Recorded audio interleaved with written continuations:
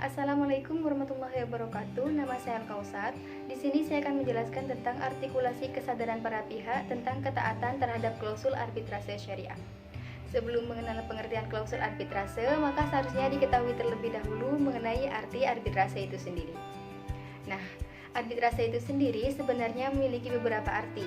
Yang dari beberapa arti tersebut dapat ditarik kesimpulan dan kesamaan, yaitu yang pertama, adanya kesepakatan untuk menyerahkan penyelesaian sengketa-sengketa, baik yang akan terjadi maupun terjadi kepada seseorang atau beberapa orang di pihak ketiga di luar peradilan umum untuk diputuskan.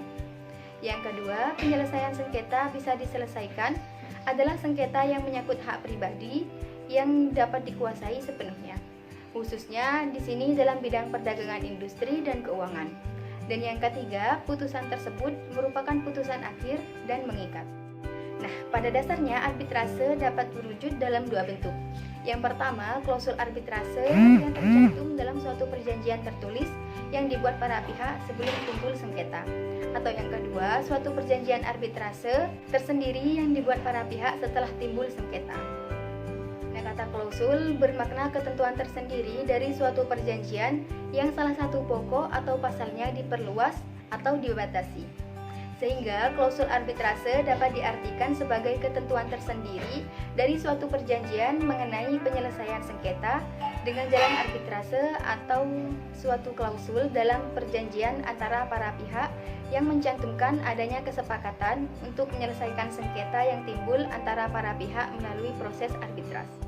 Klausul arbitrase dalam sebuah akad syariah membatasi kewenangan peradilan agama dan menjadikan lembaga arbitrase yang ditunjuk mempunyai kekuasaan absolut untuk menangani penyelesaian sengketa syariah yang timbul akibat akad tersebut. Klausul arbitrase dalam sebuah akad syariah membatasi kewenangan pengadilan agama dan menjadikan lembaga arbitrase yang ditunjuk mempunyai kekuasaan absolut untuk menangani penyelesaian sengketa syariah yang timbul akibat akad tersebut. Klausul arbitrase dapat dirumuskan sesuai dengan kepentingan dan keinginan para pihak yang bersepakat sepanjang tidak bertentangan dengan peraturan perundang-undangan. Pelanggaran terhadap klausul arbitrase dengan adanya salah satu pihak mengajukan penyelesaian sengketa syariah kepada pengadilan agama tertentu, maka mengharuskan pengadilan agama tersebut menyatakan diri tidak berwenang untuk mengadili. Pada dasarnya, meskipun perjanjian atau akad syariah yang tertaraf internasional masih jarang dilakukan, namun pengaturan mengenai klausul arbitrase dalam perjanjian konvensional juga berlaku terhadap pengaturan klausul arbitrase dalam perjanjian akad syariah. Apabila klausul arbitrase syariah tersebut telah memuat suatu perjanjian, maka konsekuensinya setiap sengketa yang terjadi dari perjanjian tersebut harus diselesaikan melalui badan arbitrase Basarnas yang dimaksud.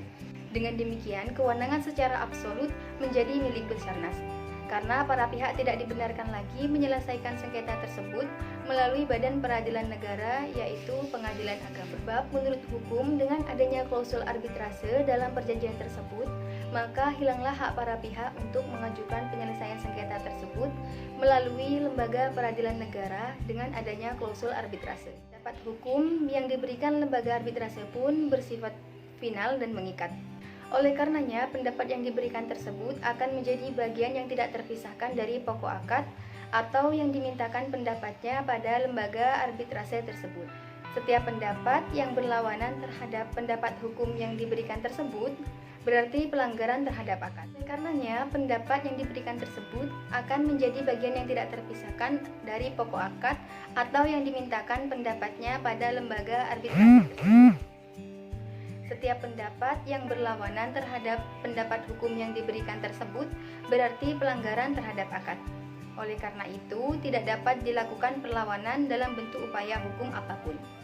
Sehingga dengan demikian dapat dikatakan keberadaan klausul arbitrase dalam suatu akad syariah telah membatasi wewenang penyelesaian sengketa syariah oleh pengadilan agama dan menjadikannya yurisdiksi absolut badan arbitrase syariah yang ditunjuk.